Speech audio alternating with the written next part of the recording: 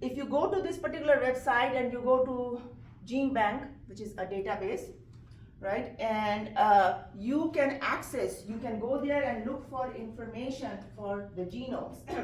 So bioinformatics has totally revolutionized evolutionary biology. The Human Genome Project, let's see here if I have a video. Yes.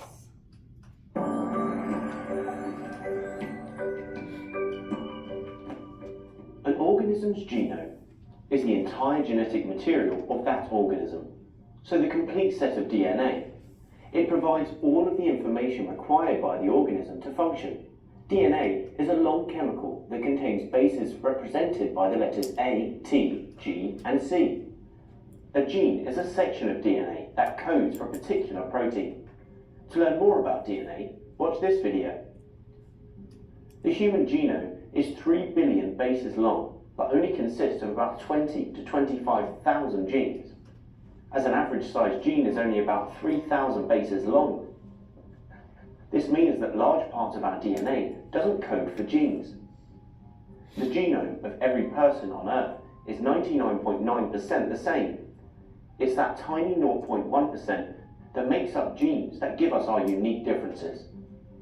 In fact, our genes are 98% similar to a chimpanzee's and 75% the same as a mouse. The Human Genome Project was an enormous project that saw scientists around the world collaborate to work out the sequences of bases in the human genome. The project started in 1990 and was completed by 2003, 2 years ahead of schedule. And here is the order of the bases: A, T, G, C, T. Only joking. If I was to read out the bases, one at a time, for 24 hours straight, it would take a whole century, and I certainly don't have time for that. So, now we have the information, how is it being used? Well, since the structure of DNA was determined in 1953, we have known that the order of the bases is very important, and that a change or mutation in this order can result in diseases. By sequencing the whole genome, scientists can use this information to work out the genetic causes of diseases, such as cancer, as well as developing treatments. The forms of genes, or alleles, associated with different inherited disorders have been mapped, which means that genetic tests can be carried out on people to see if they are sufferers or carriers of an inherited disorder. For example, a genetic test can tell if someone is a carrier of cystic fibrosis. By comparing the DNA of people living in different parts of the world, scientists have been able to trace human migrations. The Out of Africa theory, that the first humans left Africa within the last 100,000 years, has been supported by comparing the DNA of people living in different areas of the globe. The evidence shows which people are more closely related to others. Because of all the data generated by the Human Genome Project is available to anyone to view free of charge online, means that scientists around the world can use the information in their research. This helps to increase the number of users for it. There have been major advancements in DNA sequencing since the Human Genome Project ended. It took 13 years and billions of dollars to sequence a whole genome during the project, but now scientists can do it in a matter of hours, and you can even get yourself sequenced for a small fee. These advancements will help develop new strategies for the prevention and treatment of disease. So, in this video, you've learned what a human genome is, what the Human Genome Project was, and how the information from it If you like the video. So the question is, why spend billions of dollars in getting the entire genome decoded? Any thoughts? Well, how do you think it's going to help us in any way that the human genome has been decoded? So you can find disease, you can see how it's supposed to be and find. Yeah, so if a person is showing some kind of disease, you can compare their genetic sequence with how it is usually there, and then find out if there's a mutation, and then you know what's the cause of that disease, and then only you can treat. Yes, Zach. Maybe also because this is helpful because maybe we can find out who's the person that caused a worldwide virus or something. So you want to trace back of, Yeah. well, yeah, we can do that. Who patient zero is. Okay, who patient 0 is, like, Queen Victoria was identified to be the first person to have the mutation that started hemophilia in the entire European royal family. She got a she got a mutation, she didn't know it, she was just a heterozygous carrier. If you remember what a heterozygous carrier is, she herself didn't show the symptoms, but then she passed it on to the future generations, and because it's an X-linked inheritance, so the effect is much worse in males. Why? Because males have only one X and a Y, so they don't have the second X to protect them, right? So even one X carries a faulty gene, there is expression of that faulty protein, right? And then the disease is expressed.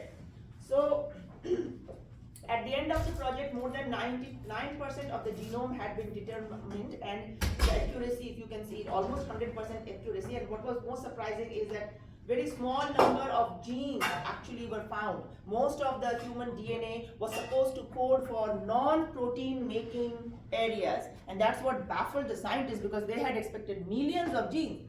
There are proteins which, a number in millions, but not genes. We have only 21,000 genes. The rest is controlling those genes, which gene expresses when. So this is Human Genome Project. Now, small amount of total DNA consists of genes, as I said, codes for proteins. Non-coding DNA, about 98.5% of our DNA is non-coding DNA, does not code for protein. So scientists came up with, okay, so these DNAs are coding for promoters, enhancers, microRNAs, introns, repetitive DNA, and so on, but still much is yet to be ascertained. We don't know what is actually all of these non-coding DNAs are doing, because we are gradually finding this out. So this was, the whole genome sequencing was done by government-funded scientists. This was actually a reference genome compiled from a group of individuals, so they had to take individuals from different ethnicities also, so as to include everything, because we know there are genetic differences between ethnicities. Now this has helped not only in biomedical science, in developing treatments for diseases, this also helped evolutionary biologists. For a long time, scientists who were studying the evolution of human beings, and we will also do it in one of the chapters later on, there is a cousin of the Homo sapiens. Scientifically, we are Homo sapiens sapiens.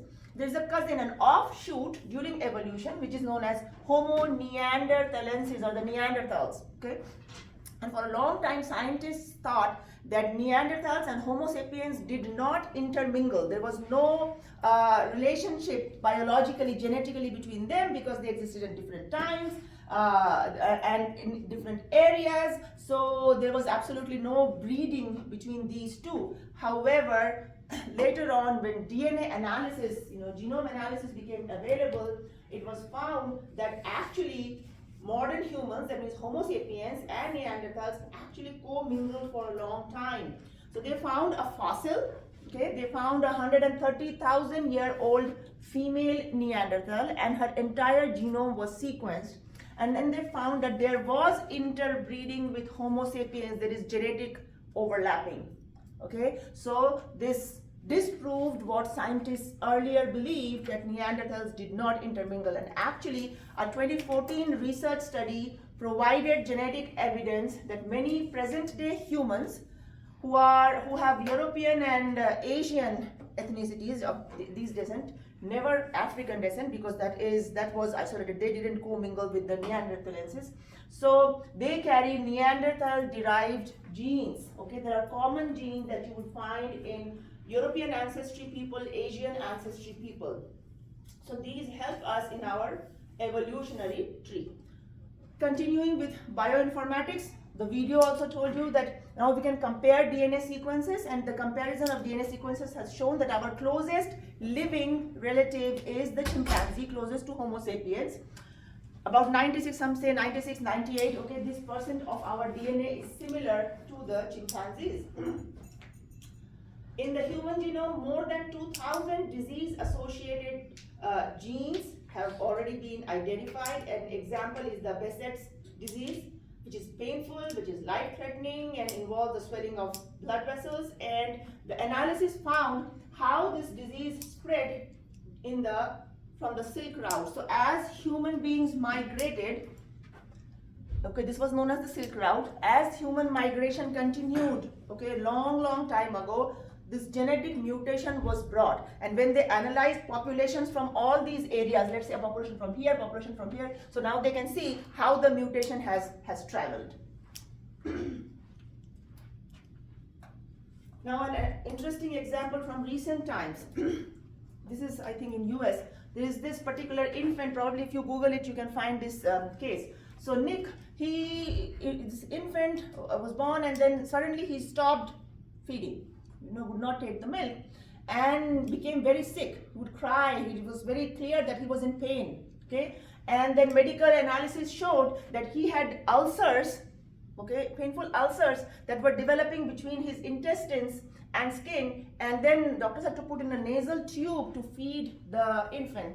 And many, there were many misdiagnoses. Doctors were trying this and that, and incorrect diagnosis, incorrect treatments going on. But after 2 years, the doctors realized that probably Nick had a rare genetic mutation that made his immune system attack his own digestive system, okay? Now, how do you prove that idea? How do you work it out? So they did not only genomics, you see here some proteomics being done. So they analyzed his protein sequence. What were the proteins that were being made by the gene? And they found here, this is a 1-letter abbreviation you see here, and they compared it to a healthy human, chicken, frog, whatever. Every species has a C here, but Nick had a mutation. He didn't have a particular amino acid. Just one amino acid was creating this medical mystery, and he had something different there.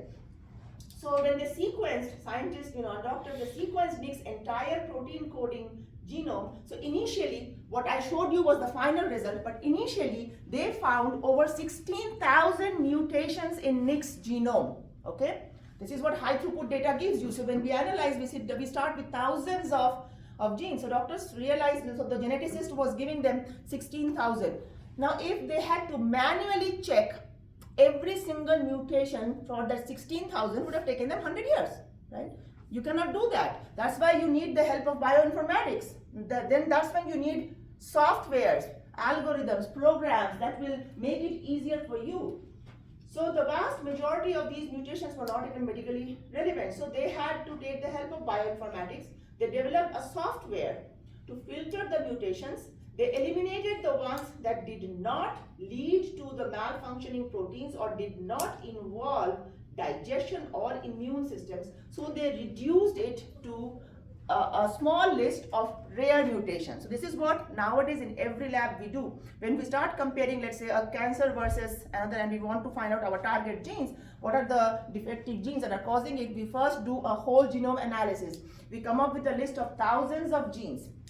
And then we use these softwares, either commonly available, publicly available softwares, or if we need something special, then we have to customize the software, and that's where bioinformatics people help us. So they help us bring it down to a manageable size. From thousands, they bring it to, let's say, 30, 40, 50, 100 mutations, which are likely to be the most promising ones. These are the ones that are actually causing it. So that's where it brings us to manageable size. And then of course you have to do bench work, molecular biology work, because that's where you have to show, prove.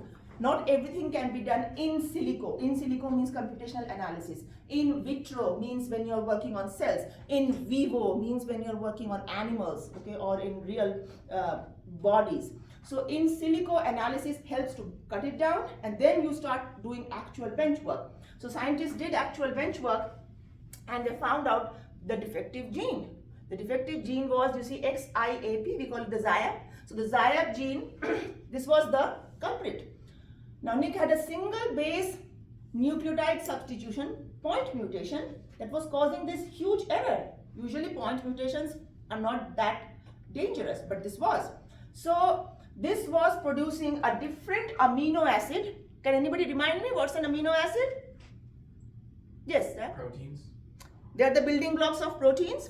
So that means one single amino acid change from, okay, it was reducing a tyrosine and where cysteine should be, okay, so it was producing a tyrosine where cysteine, so other people had cysteine, that's why you see the letter C, and then tyrosine, this infant was making tyrosine instead of cysteine. So data from several species confirmed that cysteine is always at that key location on ZIAP protein, and that's why you saw that comparison table, right, that others had the cysteine amino acid while Nick had Y. So this diagnosis then allowed doctors to save Nick's life by replacing his bone marrow with donor cells that contained functional ZIAP genes. So once the problem had been identified, then they could work on the treatment. If you cannot identify the problem, how do you treat, right? And so once his problem had been diagnosed, detected, then they came up with whatever his parents or whoever was a perfect match. Of course, there has to be a match for the bone marrow. Then they took healthy bone marrow from a person who had a healthy ZIAP gene, was producing the healthy cysteine amino acid. So then they got rid of all the bone marrow from the Nick's body, did a bone marrow transplant, that means filled his bones with the bone marrow from the donor, and then let that bone marrow start making normal cells, because these are stem cells, bone marrow has stem cells, right? So then Nick was cured, treated. All of this would not have been possible if genetics, genomics, bioinformatics, doctors, medical science were not there, right? So this is how medical science, everything that you see in hospitals, do you think that was just developed overnight, that just fell from the sky? All the treatment, all the medicines, all the vaccines, injections, everything that is being used, no, it did not fall from, one night suddenly somebody said, Eureka, I found the treatment for this disease. No, it does not go like that, right? Science is baby steps, takes years, it takes lot of effort. Okay, I don't know if you have any experience with dealing with PhD students. Have you seen how hard they work? And they get paid how much? $22,000 a year. That's starting $25,000. But they have a passion for science, and that's why they are willing to work 24/7, late nights. All they do, and they are the ones. All that work, adds up, and then that work is translated into real world. Then only that information comes into your textbooks. So all that you're reading in the textbook today was once a research for somebody. Somebody did that research, somebody found it out, some others validated, verified it, okay, it was reproducible, so this is science, and that is how it makes its way into the textbook, and that's how it makes its way into the real world application of that science. Now, there are many examples of applied genomics. For example, a lot of people in Florida, they were coming up with a very suspicious, HIV infection, and then sequencing showed that, because it was showed like a similar kind of infection, so they found out all of this infection spread from one dentist's office in Florida. There was something contaminated. Something got contaminated from one patient with HIV. Same thing was being used on other patients, and it spreads through blood. So when you're in dentist's office, there might be some bleeding, and that is how the HIV virus spread. So at least they could come up, pinpoint it, and then stop it. A single natural strain of the West Nile virus can infect birds and people. Then in 2001, there were a lot of terrorist attacks. I don't know if you guys remember, or if you're there, but in 2001, people were receiving mails, suspicious mails, but as soon as you open it, you're already infected because it contained anthrax, which is a deadly bacterial spores. So as soon as you open the envelope, it gets spread into the air, and you're breathing it in, so you're already exposed to that, right? And then they could then of course they did research, and they found it was all coming from the same source, and they could track it down. So this is the 2001 anthrax attacks. Now, moving on to systems biology. Nowadays, when we are learning about medical school, also when you're learning about different, the human anatomy and human, physiology, you have to understand that the body does not work as isolated compartments, right? So when I'm teaching in my human anatomy class, I tell the students that every week we are going to do a new system. So let's say we start with the integumentary system, which is the skin. Then we do the skeletal system, the muscular system, the digestive, whatever. So you teach it as one system, but please try to see the big picture. It's not as if the body has compartmentalized and separated them, and one system does not work or collaborate with another system. Actually, our body is a lot of interdisciplinary collaborative work, right? For example, in respiratory system, you're breathing in the oxygen, but who's giving the oxygen a free ride? Blood.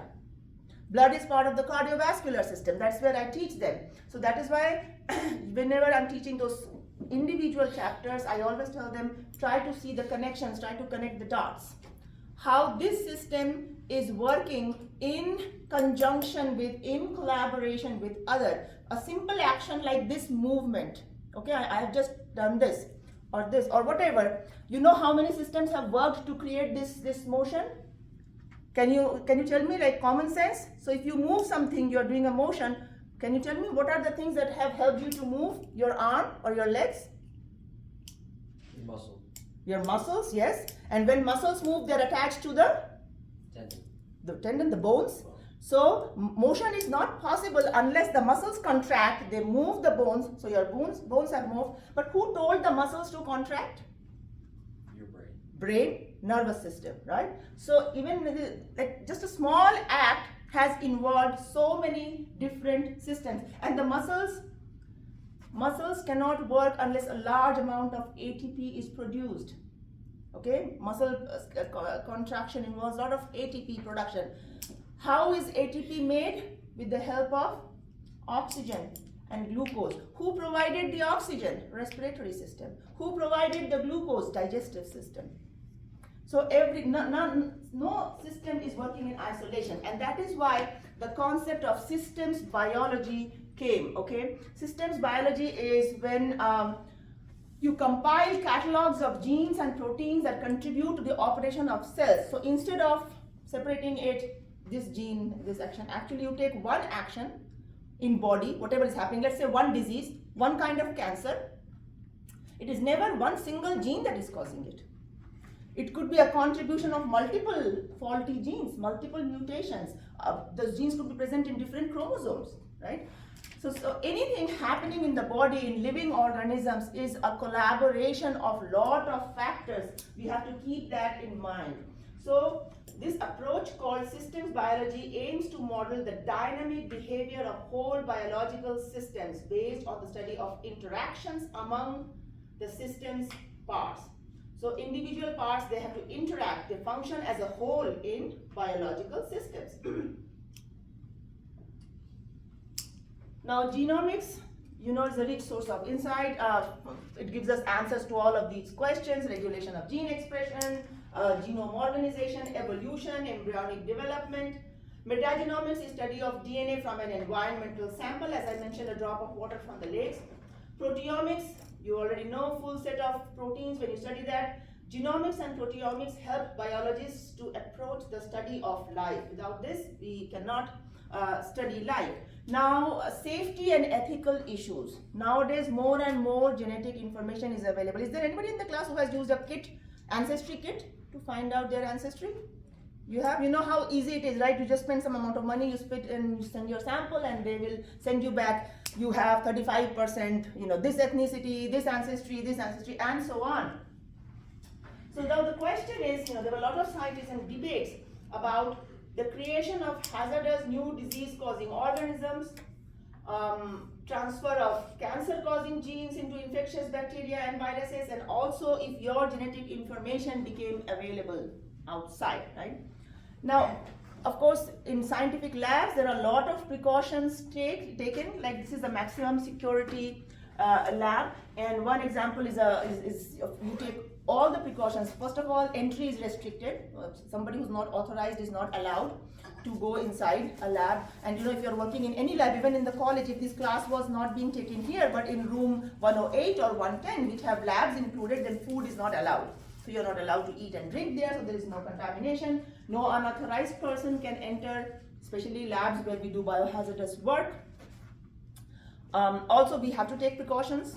You see this person wearing the suit, and you know, there are eyeglasses, there are shields, and everything. So these precautions have to be taken, but then yes, there are pros and cons to every single thing, and we have to constantly work on how to protect our scientists from not getting contaminated themselves. You know, long time ago, when these safety precautions were not there, or people were not aware of where problems could arise. Have you heard of the name of Madame Curie?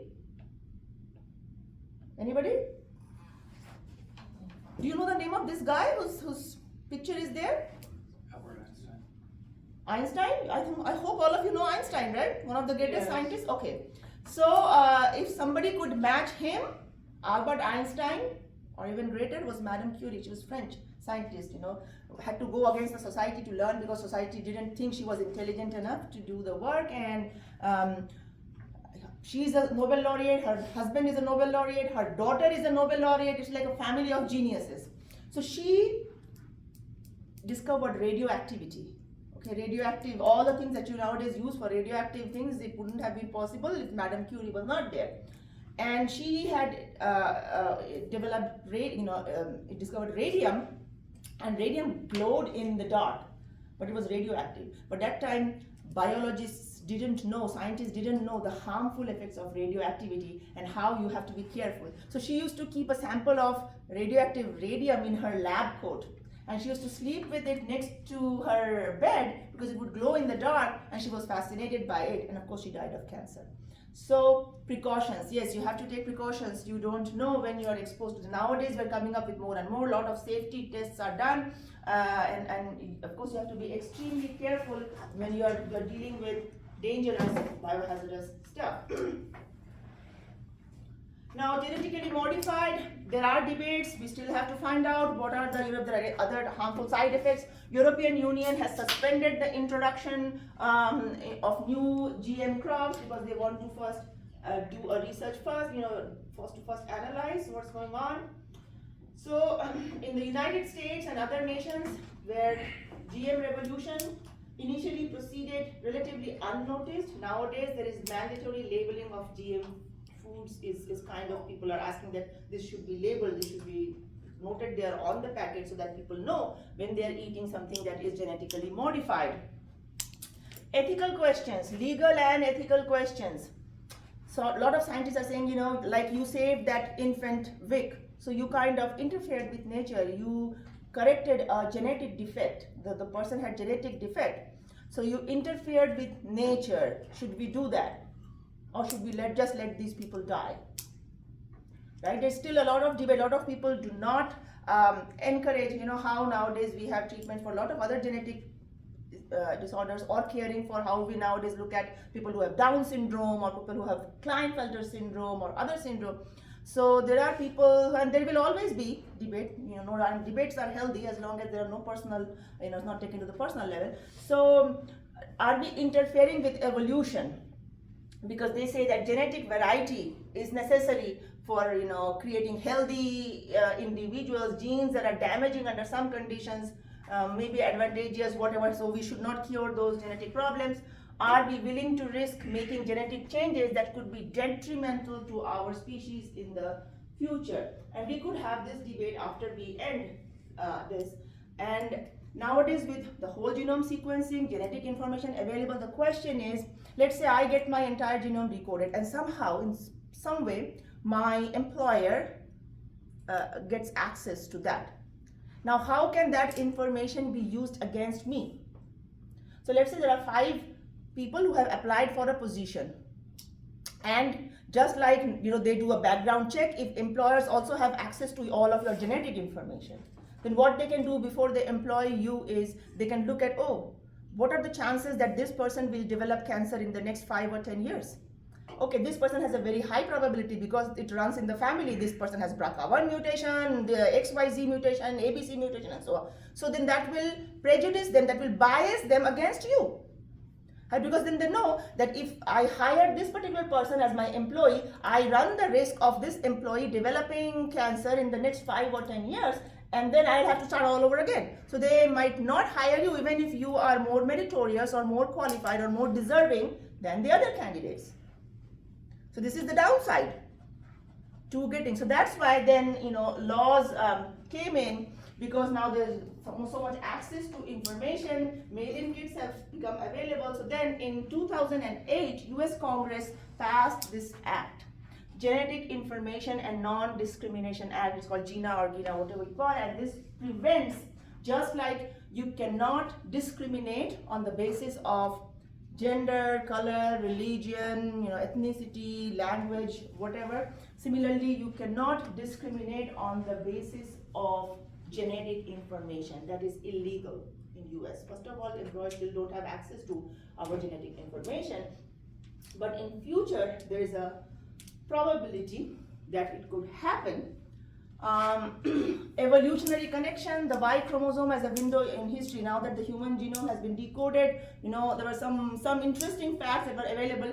Human Y chromosome gets passed on from father to son, right? So this shows father to son lineage. Over many generations, you can find the same Y chromosome be passed on from the great grandfather to the grandfather to grandfather to the father to the son, and so on. So when DNA analysis was done, it was like 8% of males that are currently living in the Central Asian part of the world, they are all descendants of this warrior, Genghis Khan. Have you heard of this name? Very ruthless warrior. And wherever he went, of course, he wanted to have wives. So he has passed on his Y chromosome to millions of males carry his Y chromosome. Nearly 10% of Irishmen were descendants of this particular, again, another warlord who lived during the 1400s. A tribe of people in southern Africa are descended from ancient Jews who migrated there. So all of this information is available thanks to genomics, genome projects, and so on. And we are done.